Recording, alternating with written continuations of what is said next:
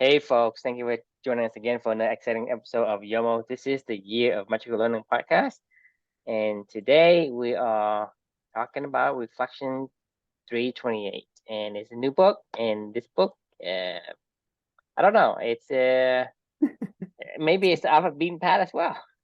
It's definitely off the beaten path. This book is called "I'd Like to Play Alone, Please" by the author Tom Segura. He's I think Segura is how you pronounce it. He's a comedian. And I honestly, apparently he's a really famous comedian. He has like Netflix specials, and one of my best friends, Kevin, he randomly was telling me about, like, a couple weeks ago I was over at his house, and this is long after I read this book, and he's like, oh man, one of my favorite, he was like, Tom Segura is, like, gonna be, performing here, and I had to go to his, like, his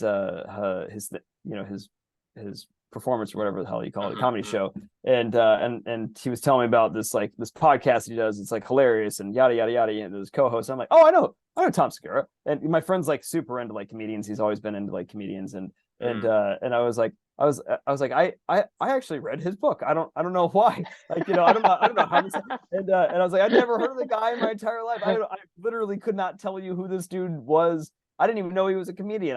I saw the title of this book, and I was like, that sounds hilarious. I was, it's the title is I'd like to play alone, please. And I was like, that sounds interesting. I'm it's almost like that arbitrary stupid goal book where I was like, huh, Yes, sounds, the title alone is like, okay, all right, it's intriguing, right? yeah, It's I'm intrigued. intriguing in Yeah. terms of, hey, it's not normal. Right. So so That's it. I bought this book, and it turns out Tom Segura is pretty hilarious. I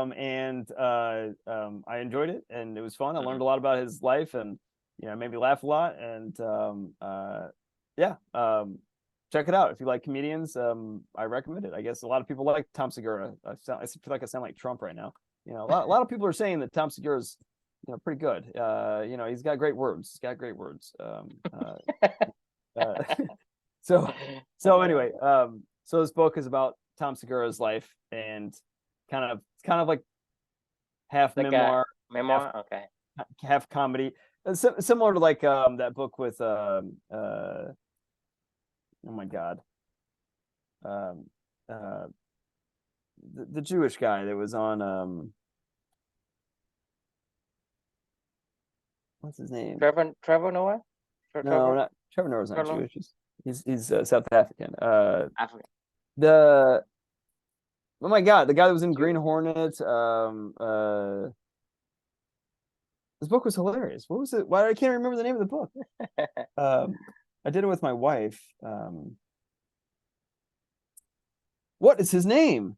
Seth Rogen. Seth. Okay, all right. Yeah, Seth Rogen's book. Mhm, It's kind of like that. It's like half memoir, half comedy book, like stories of his life, and mhm, things like that.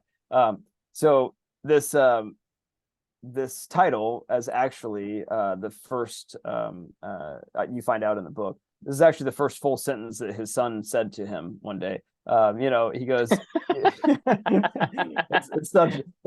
comes up to his son, and I forget the whole story exactly, but it was something like, asking if he wanted to do something. He's like, I'd like to play alone, please. That was his first full sentence too. So Tom, for whatever reason, Tom Segura really loved this quote so much, from this saying from his son, and it kind of became a bit of a mantra for him, because I mhm, think it aligned to, as he described, like, to his values, a lot, mhm, and something that he just really appreciated. And he was like, it's kind of something he's taken up, like an "I don't earn for trains" kind of situation, where I don't know exactly what "I'd like to play alone, please" means to Tom Segura. He didn't really describe it to me in detail in the book, mhm, like, so I could understand what this means to him, but I know that this meant something to him, and it's clearly means a lot, because mhm. he named the title of his book after this, right? It's something that matters to him, and it's something that reminds him of, you know, Yep.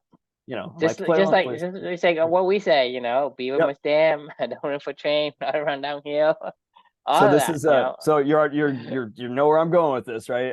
The reflection title, this is "The Power of Mantras," right? So Mhm, it made me think, as he was explaining this, and why he's calling the book this, and the story behind it and how it relates to him and how it brings value to him, right? And how it aligns with who he wants to be. Well, it made me start to think about all the stuff that you and I have, over this journey, like all the different mantras we use. And you just started rattling them off, like don't run from trains, a beaver must dam, we say first things first, like, good God, we have the whole Slack channel of truisms, that we've put together. If you had $1 trillion, you couldn't spend it on, with any, spend it with anybody, like, what's the point, or what's the point, is another one, missing the point, right? Missing the point. Yeah. Like, good God, right.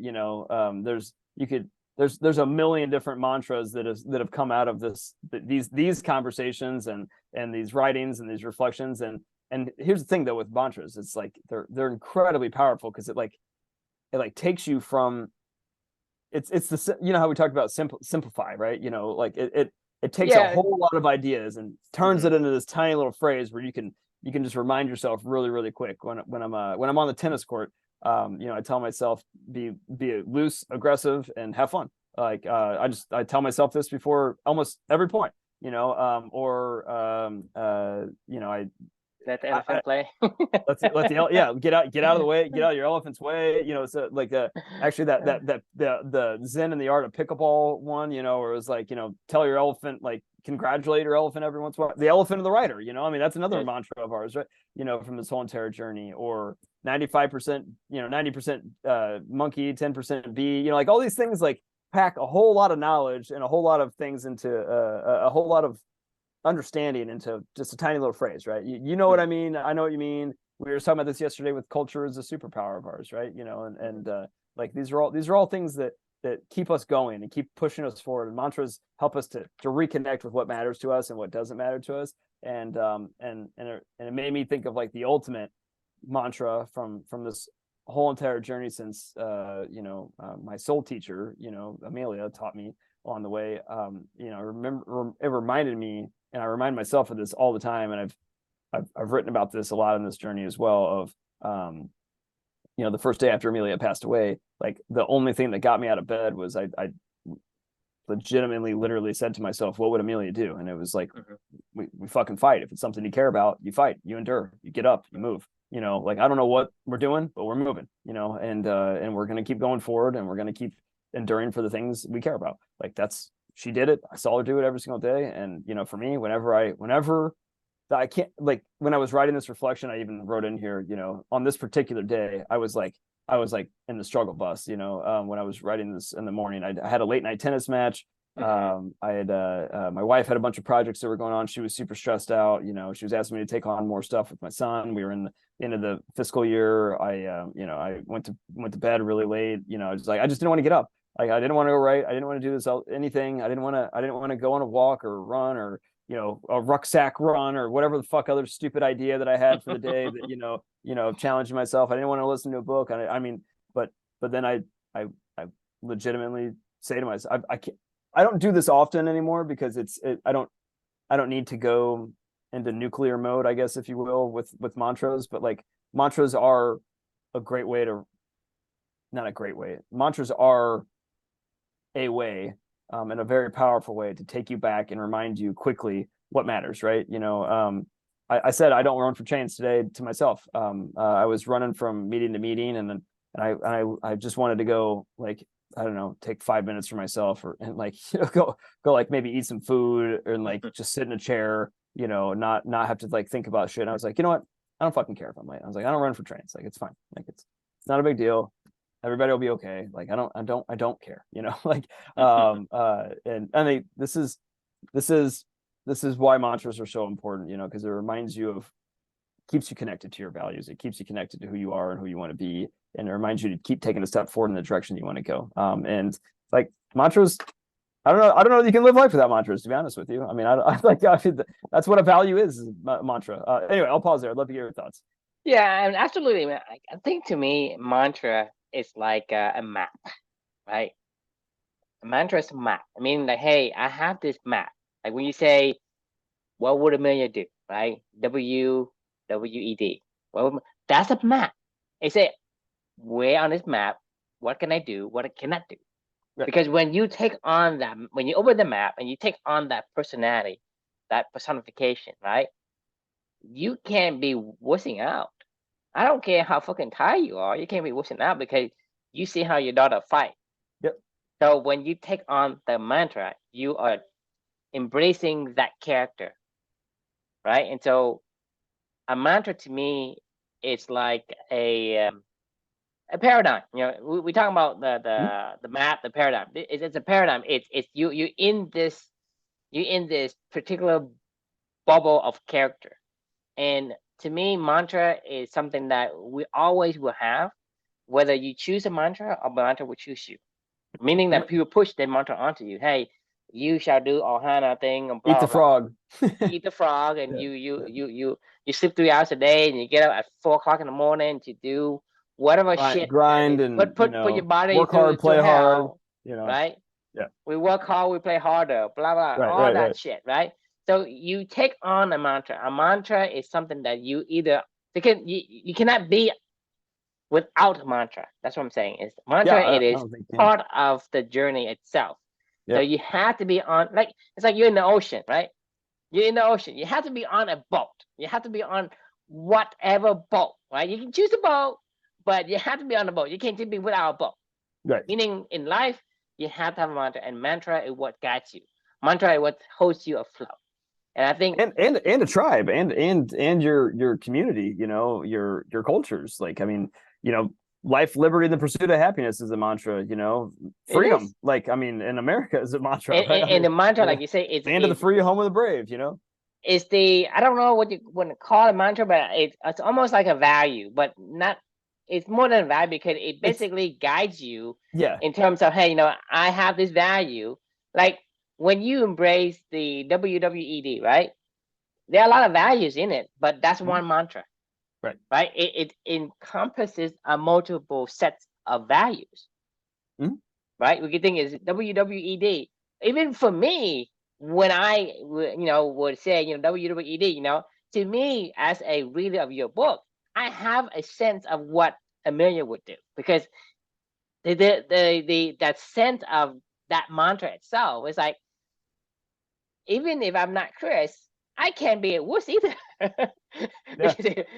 If I were to imagine, what would Amelia do in a certain situation, and I do less than her when I have more faculty than her, I feel so ashamed. So I cannot let myself say, hey, yeah, I didn't have enough sleep today. I'm gonna wuss out. I'm not gonna do blah blah blah, right? When you see this baby is fight for her life and it's giving her all, right? You cannot wuss out because you take on that mantra, and that's the reason why I agree. The mantra is so powerful because it gets you to align, right? It gets you to align to whatever the set of core values is inside that mantra. It gets you to be a beaver if you're a beaver. I mean, it reminds you you're a beaver, Yeah, it reminds you that of whatever sets of core of values in it, and you need to be aligned with it. I mean, you don't have to ask about people saying, what would Jesus do, right? Because you think about Jesus, hey, would Jesus go and steal something?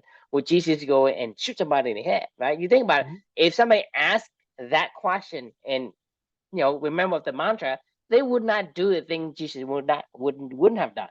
No, and so so the thing is, a mantra is what gives us the guide without a lot of time to process it. Like you say, it's this. It's almost like your writer communicating with your elephant and like instantaneous. Like, oh, I get it. Okay, you don't have to explain it. We don't have to sit there 10 hours trying to explain with PowerPoint. You say, hey, I don't want to forget. What's me. What would Amelia do? You know what I mean? What would Jesus do? Exactly. Right? Yeah. People are gonna relate. Hey, if people ask you or you ask yourself, what would Jesus do? Right? You know what it means, right? It's as easy as it, because it packs so much information and so much character and personal traits inside that mantra. When we say we don't want to portray, there's a lot. Rule, there's so much to unpack. Platinum rule, right? Yes. Right. I mean, you're talking about, like you said, platinum rule, the golden rule. You're talking about the one for train. You're talking about don't the art of run downhill, because all that tells us, hey, why am I struggling against something when I have the faculty to look and reorient myself so that I go downhill? There's no need for me to struggle. But the thing is, people struggle because they a self-inflicted struggle. Yeah. It keeps you aligned to the direction you want to go in. Like, I mean, that's really what it does. Like, it keeps you. It's like it's not a value, but it's close to it. It's really close. You're right. There's a. But it's a It's I very, think a mantra is like a set of value that personify it's a it's a purpose wrapped into one. frame Right. of character. If that makes sense at all. I think you're gonna have to go a little. I think you're gonna have to reword that one because I'm not sure that I would say it's a frame of character. I don't know what it is. Like what is a mantra? What is the difference between a mantra and a value? I don't know because some of my values are mantras, like give more than you take. I would call that a mantra, right? Like learn something new every day is a mantra, right? Like I don't know that, but like I don't know that I don't know where the line It's like a blurs noun and a between. verb. You know what I mean? Like Right, a it's value is weird. more like a noun, and mantra is like a verb. It works together. You have to put the noun and the verb together. It has to be one of those things when you have to use it in that combination somehow. Right. I don't know. Actually, I don't really know that there is a difference between a But value I and a mantra. think there is. I don't know the Mantras differences, bring but values to life. How about that? Mantras bring values to life. like I say, there's noun and a verb, right? You have Right. to use them both to Right. make sense of things. I think maybe mantras give values a real world connection. Right, like it's like a noun, right? It's an Right. object, but a verb modify that object in a different perspectives. It does because I could make one of my And values like learn. you say, Like Chris, right? right. Chris runs, right? It Yeah. modified the Chris in a different perspectives. But Chris is a noun. The noun is a value, and a mantra is essentially accentuate and enhances the character or the value. It's like an application almost of a value. Yeah, you could say that. It's an applied or a practicing value. Right. A value in practice is a mantra. Yeah, like don't run for trains. Because if I say practicing Beaver balance. Must Dam, Right. Beaver Must Dam, I'm practicing the authenticity value. Yeah, exactly. Right. It's Yeah. a practice of value. Like I say, a noun and verb. A verb is an action, right? A noun is just the entity of something. But the mantra is like when you say, "Hi, Beaver Must Dam," I'm pressing the value of authenticity. I'm talking about, hey, don't run for train, right? But you're applying the core values. The So application of core values. it says originally from Hinduism and Buddhism. I didn't know that actually. It's a word or sound repeated to aid concentration and meditation. So it keeps your thoughts guiding in the direction you want it to go while you're meditating, right? Like, I mean, while you're thinking, it keeps your thoughts on track, right? Right? I don't know. I mean, maybe we use the word mantra in a different context. No, I think that's the same thing because like meditation is just thinking, right? Like I'm not like meditation isn't fucking meditation like we think of today. I was actually having a conversation today with one of my employees about because they obviously they all know we talk about our monthly challenges every day when we check in at our daily huddle, and I was like all month long I've been like, man, I was getting beat up, from this ruck running over the first week or so. Like, like I was like, this hurts, and I was proud of myself on, today because I was like, it doesn't hurt as bad, and I went a lot longer than I thought I was ever going to be able to go, doing this every single day, and she said, what, I was talking to one of my employees in a one-on-one, and she was like, what you should do? She was like, you should make your monthly challenge next month to be yoga, so you could maybe balance that out of like hurting yourself every day with doing this rucksack running to just try to rebalance yourself. And I was just curious with her because I know what she meant when she said yoga. She meant stretching, really, right? Is what she meant, right? And whatever we call yoga, like breathing and stretching, at a fucking studio with some weird hippie chick that's leading with some weird music going on in the background. Like that's what we all know as yoga. And I asked her, I was like, just out of curiosity, I go, do you actually know what yoga means? And she was like, I mean, isn't it just like, what was like that? And I go, no, that's no. not what yoga means. Do you know what yoga means originally? I heard before. I actually don't remember exactly what it means, but it doesn't mean stretching. It doesn't mean what we think it means. It does not mean it at all. It means it's a balanced state of emotions. That's what yoga means. That is it. That is what the Bhagavad Gita, defined as yoga. I'm just reading this really fast. It said further in the text, it says there's 3 types of yoga described as karma yoga, bhakti yoga, and jnana yoga. These are all the just karma yoga is the path of selfless action. Bhakti yoga is the path of devotion, and jnana yoga is the path of knowledge. Right? None of that has any fucking. How in the fuck did we go from that to America turning it into Lululemon pants and in a hot room yoga? I mean, this is the same thing we talk about. How Rudolph came to be. Right. They need to sell something. Because yoga. Hey, I need you to buy my Lululemon, tight sweat. God, we suck. We really fucking suck, man. Well, the only reason I'm bringing this up is because of the mantras thing. Like, it says a word or sound repeated to aid in meditation. Like when I think of somebody, I think a mantra is a trigger. Yes, it's a trigger to get you to focus, to focus on something. Yeah. So to me, in the way we use mantra, I think it fits because it's a trigger for us. Like people must them, you and me, we practice the daily the people must them, the don't run for train, and I embrace the don't run for train that very well. I think I should get an A+ for that because she asked me, "Hey, what's new?" Nothing. True's been sitting at the train station for like 10 years, just reading a newspaper, and you're like, "What? Oh, I'll get the next one." Yeah, you get the next one. Yeah, they always be one. Right, they're always they always come every single day. They always come. Like, I mean, I'll hop on one eventually. It'll be fine. I mean, I think if we say, well, people are gonna ask you, well, what happened if they stop coming? Well, that's a good question. I guess I just won't run. I still want then I won't return for real. Right. I'll just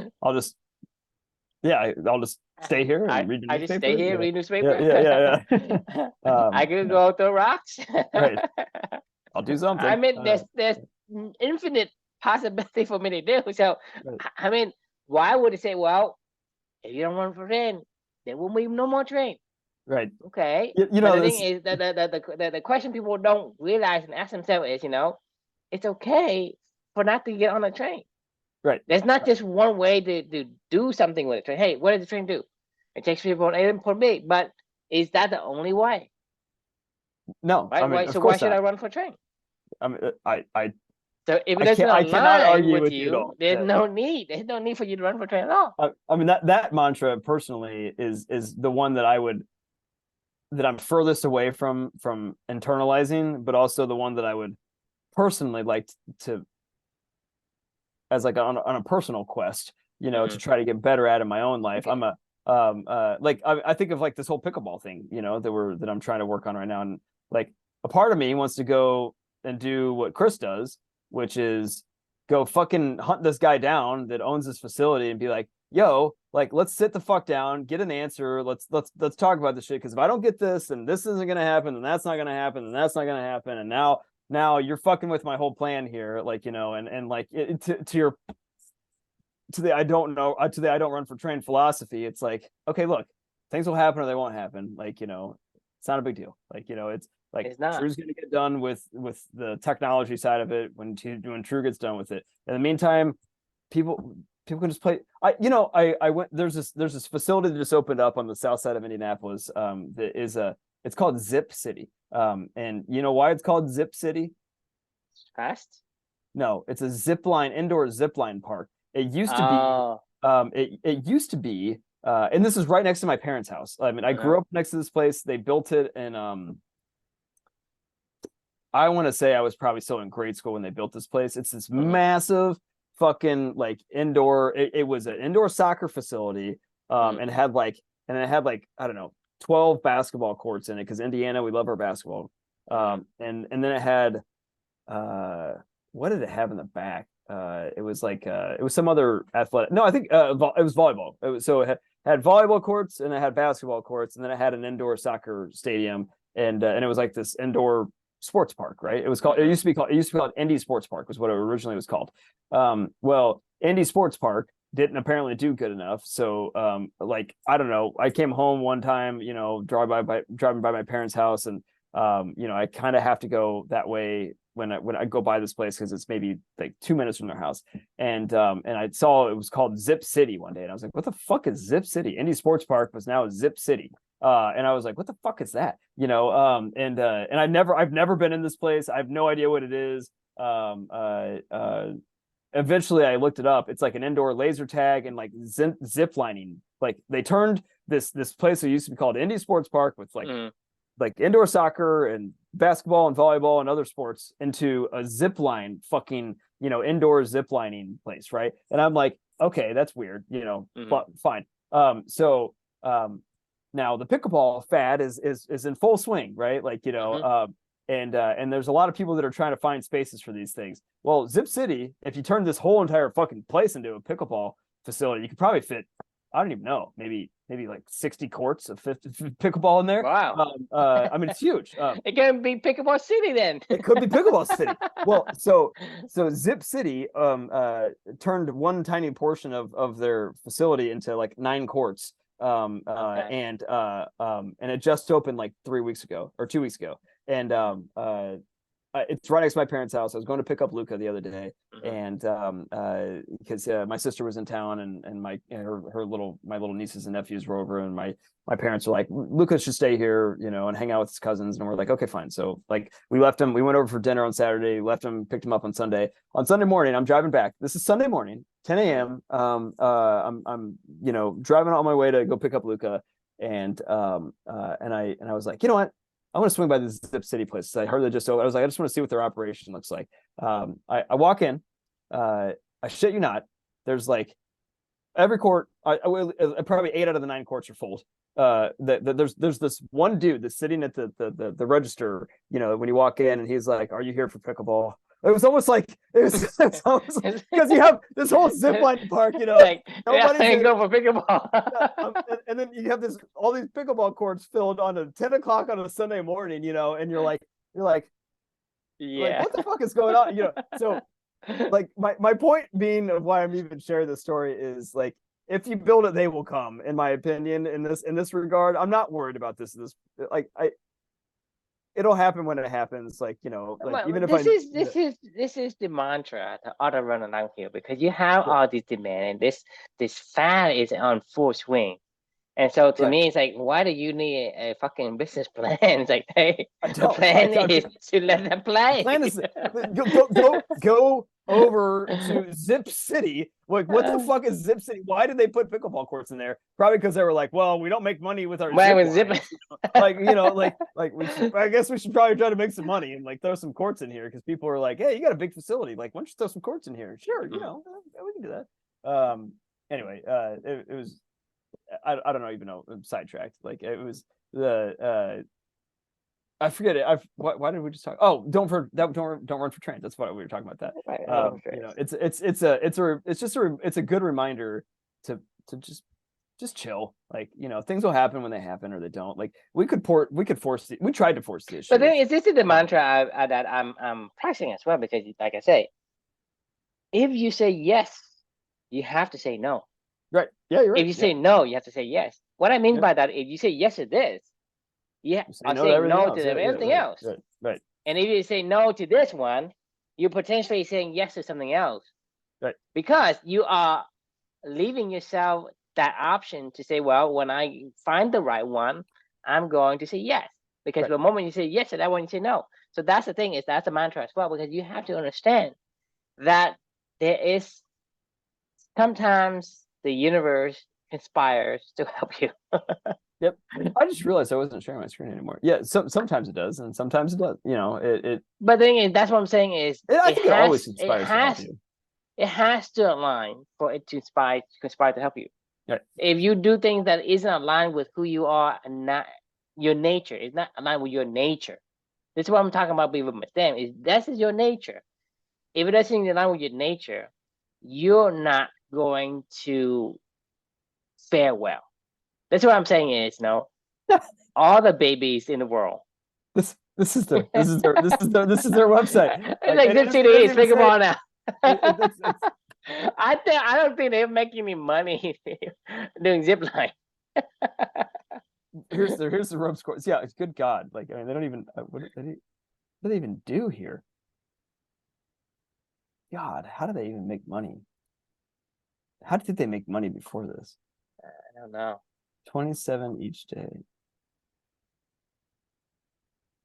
27 daily price for each person. 1 hour jump. Wow. I don't even know who the fuck goes to a zipline place like all day long. Like, you want to talk about a business plan failure? Like, you know, like, this motherfucker would be like, "You're gonna put a zip line? How much is the capital to put in all this zip line bullshit into a fucking facility? You know, and all the it's a large facility too. It's not a small. huge facility. It's yeah. Yeah, it's not. You know, I mean, let me see if you can get like a Google image of Zip City.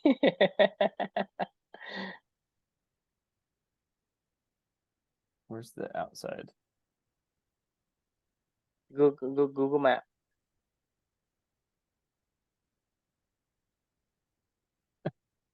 Why will they never show you a goddamn? Right there, and there, yeah, right there. No, this. Here we go. Oh, wait, how do you zoom out?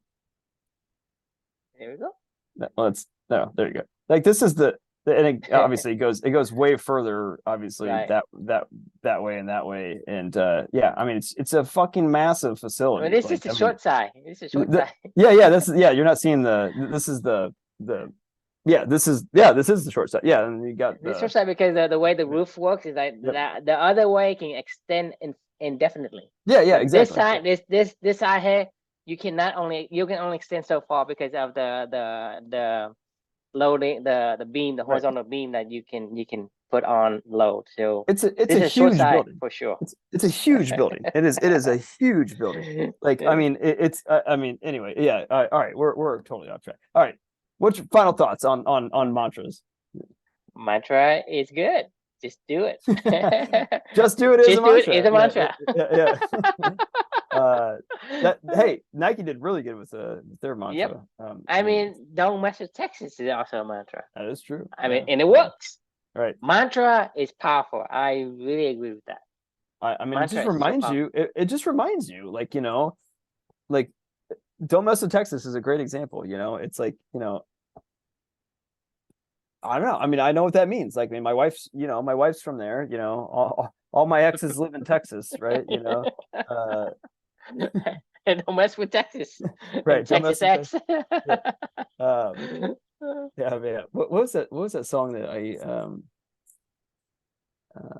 oh, the stars at night are big and bright, deep in the heart of Texas. Deep in the heart of Texas. That's the other one.